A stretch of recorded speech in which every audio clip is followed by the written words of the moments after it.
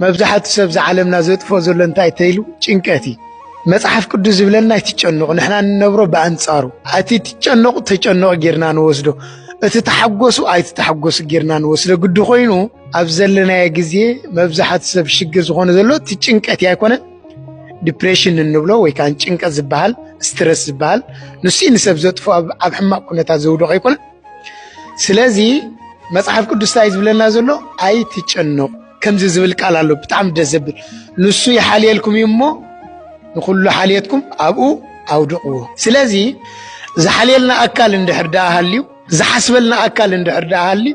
ኩሉ ነገርና ኣብኡ ክነውድቀለና ኣይኮነን ህፃንሲ ኩሉ ነገር ካብ መን ይፅበ እንድሕር ዳኣ ኢልና ካብ ወዲ እንታይ ህፃን ኣይጭነቕኒ ጭንቀት ባህል የብሉን ንህፃን እትጨነቐሉ መን ያተልና ኣድያ ንህፃን ጨነቐሉ መን ይተልና ኣቡ እዩ ስለዚ ዝሓልየልና ኣካል እንድሕር ዳኣ ሃልዩ ካባና ዝድለ ነገር እንታይ ኣይትጨነቁ ዝብል ዘይምጭናቕ እዩ ሰብ እኮ ጽባሕ ኣለድ የለን ዘይፈልጥ ንጽባሕ ስለ ጽባሕ ይሓስብ ኣይኮን ስለ ጽባሕ ይቐምጥ ግን ጽባሕ ኩሉ ይህሉን ዝፈልጦ ነገር የብሉን ጽባሕሲ ናይ ባዕላ ከማን ርእሳ ኺላስ ንባዕላ ትጨነቕ ንሕና ግን ስለ ጽባሕ ኢና ንጭነቕ ቃሉ ኻና ዓና ርውየቲ ቃሉ ዓና መግቢ ግን ነቲ ብልቢ ብጥቡ ልቢ ዝሰምዕዎ ዝማርዎን እምነቶም ፍጹም ስለ ዘይነበረ انتاينا خنبلو علم تጨኒቆም ጎይታ ምስባረኹ ተደኒቆም ብዙሕ ግዜ ከም ዝትምልከቱ ይኹም ኣብ መርከብ እንዳተሳገሩን ከሎ ማዕበል መጽዩ በቲ ሰዓት ንሱ ጎይታ ደቂስ ነበረ ይብል ዝደንቕ ነገር ኮይ ከም ሰብ ምዃኑ ኣብ መርከብ ክድቅስ ከሎ ንምልከት ኣይኮነ ናይ ድቃስ ናይ መን ባህሪ ናይ ሰብ ባህሪ ኣይኮነ ኣምላኽ ኣይድቅስኒ ልባ ኣምላኽ ቅዱስ ዳዊት እቲ ዝሕልወንሲ ኣይድቅስኒ ኣይታኸስኒ ስለዚህ እግዚአብሔር ببهاري مدقاس متخاسن يبلون እግዚአብሔር ዘታኽስ ነሩ እንተ ዝኸውን እግዚአብሔር እንተ ዝድቅስ ዓለም ኣይ መሃለወት ነራ ብንቕሓት እግዚአብሔር ዓለም ትሕሎ ዘላ ኣብ መርከብ ግን ታጌር ነሩ ኢልና ደቂስ ነሩ ስለዚህ ናይ መን ባህሪ ተዋሃይዱ ናይቲ ሰብ ደቃስ ባህሪ ወይ ካ ድቃስ ባህሪ ዝኾነ ሰብ ተዋሃይዱ ስለዝነበረ ደቂስ ነበረ ብለ በዚ ግዜ እዚ ሐዋርያት ጠፋአና ጎይታ ከተጥፋአና ዲኻ መርከብ ሰቀልካና ይሉ ከምዚ ኮይ ሰብ እምነት ፍጹም እምነት ዘይምህላው ነዚዩ ሐዋርያት አይደልደሉን ነይሮም በትክክል ገና ተማሃረይም ነይሮም ተማሃራይካ ዱልዱል ብኩሉ ማለት አይኮነ ጎይታ ጠፋአና ክብልዎን ከለው ንሱ ግን ደቂስ ነበረ ኣይትጨነቁ ይብሎም ነይሩ ምሳለኹም ኣይትጨነቁ ኣነ ይሓልየልኩም እዮም ኣይትጨነቁ ንኸጥፋአኩም የፀዊዐኩም بمعبل نختوسد دي تصويعكم سلازي تتጨነቁ أنا مساهم الله يبلون ጎይታ ተሲሽዑ معبل ጸጥ አቢሎ ንፋሳት ተአዚዞም እዝኻ አምላኽነቱ ዝገልጽ معبل ጸጥ ክብሉ ዝኽሉ በቃሉ መን እዩ እግዚአብሔር እኮይ እግዚአብሔር ስለዝኾነ ክብር ምስጋና ልዑል ስሙ ይኹን መብዛሕትና ስለ ጭንቀት ዘለና ርዲት እንታዩ ጭንቀት ካብ ምንታይ ዝመጽእ بمنتاي كنرحق نخل مفلات يدلنا بنا عالم بستفالالي خنقلص نخلينا نابنت حادثب ابونا الدين تسينو خچنق خل زفوتو سب تسينو خچنق خل بموت تفليم مالتي بين سلازخونه قرو سبات كفل خلو خچنق خليو اب تمرتخترف كله خچنق خليو سرح خسن كله خچنق خليو ورقت كسن كله خچنق خليو بزح ነገር ክንብል ኸሊና ገንዘብ ክስን ከሎም ክጨነቕ ኸሊ ምሰብ ክባስ ከሎ ክጨነቕ ኸሊ ትሬን ክትገርፎ ከላ ክጨነቕ ኸሊ ስራሕ ስለዝድም ጭንቀት ብዙሕ እንገልጾ ንኸሊና ኣይውዳኒ እዚ ብናይ ዓለማዊ ገላልጽ አይና ንብዘልና ኣለና ደም ሓንሳ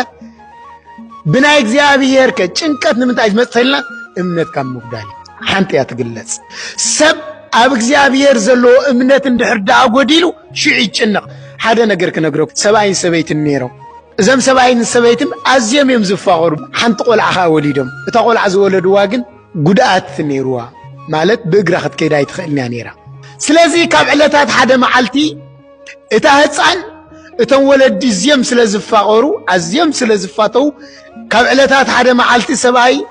ንበዓልቲ ቤቱ ዕምበባ ሒዝላ መፅዩ ዕምበባ ሒዝላ ምስ መፀ ጓሉ ኣብ ታሕቲ ትፀንሖ ባባይ እንታይ ዳ ኢልካዮ ትብሎ نديخ اندي ازي سلازفتواس عمببا حيزلا مسيلو ابي ازلا ديخ عدي ابلع على الليلات بابا حدا نجر مخلم منكات بلو اشي زاغوالي اذا عمبباس انا خباف كدليت عدي اغنا ابي ازلا ابلع علي ازلا مالك كالاي دبرن بولو يكون نسخات تحتيا بغرا خات كدا يتخلنا ግን እንታይ ትብሎላ ኣነ ክህብ ኣፍቅደለይ ኣብዚ ክነሰውዕሎ ዘለና ተመልከቱ እታ ቆልዓ ክዲባ ይትኽእልኒ ኣይኮነን ግን ክትባ ኣብ ላዕሊያ ዘላ ድያ ብኸመይ ከይዳ ተሃባ እዛ ቆልዓ ከምዚ ኢላ ዝለመነት ኣባ ሓቂፋ ከምዚ ወስዳ ጥርጥር ስለ ዘይነበራ ኣለና ርብ ሓሳብ ኣባ ሓቂፉ ከምዚ ወስዳ ይወስደኒ ዝብል ጥርጥር ኣይነበራን ንሳ ተሓቶ ዘላ እቲ ዕምበባ ነዲያ ክትህባ ኣባ ከምዚ ወስዳ ግን እምነት ነይርዋ ተመልከቱ እግዚአብሔር ካልክ ከምዚ እግዚአብሔር ከም ዘሳግረና እግዚአብሔር ከም ዝሕልወና እግዚአብሔር ከም ዝሓልየልና እግዚአብሔር ከም ዝምግበና እግዚአብሔር እሲ ልዕሊና እግዚአብሔር ንዓና ከም ዝጭንቅልና ክንፈልጥ ክንክላለን ንሕና ንነፍስና ንሓስበላ ይኮነ ንጭንቀላ ንነፍስና ሓሲብና ተጨኒቅና ግን እንታይ ነፍርን ወላ ሓንቲ ነፍርን እግዚአብሔር ንዓና ግን ልዕሊና እዩ ዝሓስበልና ልዕሊና ሃይጭንቅልና ነዚዩ ሐዋርያ ቅዱስ ጴጥሮስ እንታይ ኢሉ ንሱ ንዓኹም ይሓልየልኩም ኩሉ ሓልየትኩም ናቡ ግደፍዎ ዝኸበደ እንትኸበደ ዝኸፈ ፈተና እንተመፀና እግዚአብሔር ዘይክእሎ ነገር የለን ኣለና ርብ ሓንሳብ ከምዚ ዝብል ኣብ መጽሓፍ ቅዱስ ደስ ዘብል ቃል ኣሎ እቲ ሃብታም ሰብኣይ ነጋዳይ መንገዲ እንዳኸደ እንከሎ ሐዋርያት ምስ ደቂ መዛሙርቱ ጎይታ ሒዝዎም ይኸይድ ነይሩ ኣብ መንጎ ጎፍ ንጎፍ ተራኺቦም ቅርብ ኢልዎ ጎይታ ጽግዕ ኢልዎ ንሱ ከዓ ንሕቱ ጀሚሩ ጎይታ ፍጹም ክኸውን መንግስተ ሰማያት ክወርስ ታገብራለን ኢልዎ እተን ሕጊ ትፈልጠን ኢኻ ንዕን ፈጽመን ኢልዎ ኣይ ንሰንስ ካብ ብንእስተይ ፈጺመን ኢልዎ እሞ ፍጹም ክትከውን ደሊኻ እወ ኩሉ ዘለካ ሃብቲ ሓዲካ ንዓይ ሰዓበኒ ኢልዎ ተመልከቱ ትኩልቱ እምነቱ ኩሉ ነገሩ ብሃብቲ ነይሩ ሃብተይ ክንደይ ዓመት ሰሪሐ ዘብፅኾስ ኩሉ ሓዲክ ግን ገዲፍዎ ኸይዱ ሽዑ ጎይታ ዝተዛረቡ ሓደ ቃል ኣሎ ብሓቂ እብለኩም ኣለኹ ሃብታም ካብ መንግስተ ሰማያት ዝኣቱ ገመል ብዓይን መርፍቕ ትሓልፍ ይቐልል ኢሉ ኣለና ርብ ሓሳብ በዚ ግዜ እዚ ሐዋርያት እንታይ ኢሎሞ ጎይታ ከምዚ እንድሕር ድኣ ኮይኑስ መን ደኣ እሞ እዩ ክጸድቕ ኢሎሞ ድሕሪ ጎይታ እንታይ ኢልዎም እቲ ንሰብ ዘይከኣል ንእግዚአብሔር ይከኣል እዩ እዚኣ ንኣምንላ ዲና ኩላትና እያ ዘላ ትሓቶ እናኣምንላ እንተኮይንናማ እንታይ ኮይንና ኢና ንጭነቕ እዩ እንታይ ኮይንና ኢና ንሓዝን እዩ እንታይ ኮይንና ኢና ንበኪ እዩ ብናይ ወለዲ ኣባሃላ ኸማን ታምኖ ሊካሲ እንታይ ጎድለኒ ትበል ይበሃል እሞ ንእግዚአብሔር ኣሚንካ ዳ እሞ ንምንታይ ጎዲልን እንብል ንምንታይ ጨኒቕን እንብል ንምንታይ ፀቢብን እንብል ስለዚ ኣብዚ ዓለም ዘሎ ኩሉ ነገር ኣብ ቅድሚ እግዚአብሔር ኮንቲ እዩ ኣዕዋፍ ሰማይ ተመልከቱ በቃ ኣዝየን ደስ ዝብላ ኮይን በቃ ልብስ ኣለዎን ክዳን ኣለዎን ኣይጭነቃን ከማና ንፅባሕ ኢለን ኣይሓስባን ንሕና ግን ብዙሕ ንጭነቕ ግን ካብ ብዙሕ ኣይንረብሕን ኣብ ጭንቀት ረብሓ የለን ኣብ ጭንቀት ጥፋኣት እዩ ዘሎ ኣብ ጭንቀት ውድቀት እዩ ዘሎ ኣብ ጭንቀት ተስፋ ምቑራፅ እዩ ዘሎ እቲ ናይ ዲያብሎስ ሓደ ሜላ ንባዕሉ እንታይ እንድሕዳ ኢልና ጭንቀት እዩ ሰብ ክጭነቕ እዩ ዝደልዮም ንኣብነት ሓጢኣት ክሰርሕ ጥዑም እዩ ኣይኮነን ሓጢኣት ክሰርሕ ጥዑም እዩ ከማን ሕሉፍ ሓሊፉ ዲያብሎስ ሓጢኣት ከስርሖ ከሎ ንሰብ እንታይ ዝብሎ እግዚአብሔር እኮ መሓሪ እዩ እግዚአብሔር እኮ ይቕረ በሃሊ እዩ ተነሲኻ እግዚአብሔር እኮ ክመሕረካ እዩ ይቕረ በሃሊ እንዳበለ ሓጢኣት ዘስርሖ ድሓር ሓጢኣት መሰስርሖ እንታይ ዝገብሮ እንድሕር ኢልና ኣይ ንስኻ ዝኹሉ ሓጢኣት ተሰኪምካስ ናብ እግዚአብሔርካ ክትቀርብ ንእግዚአብሔርካ ክትልምን ናብ ቤት እግዚአብሔርካ ክትከይድ ንስኻ እኮ ሓጢኣተኛ ኢኻ እንዳበለ ሓጢኣቱ ኣብ ሓሳቡ ኣብ ኣእምሩ የምፃሉ ክጭነቕ ይጅምር ክሓስብ ይጅምር እቲ ዝገርም ነገር እግዚአብሔር ንዓና ኣዝዩ ዘፍቅረና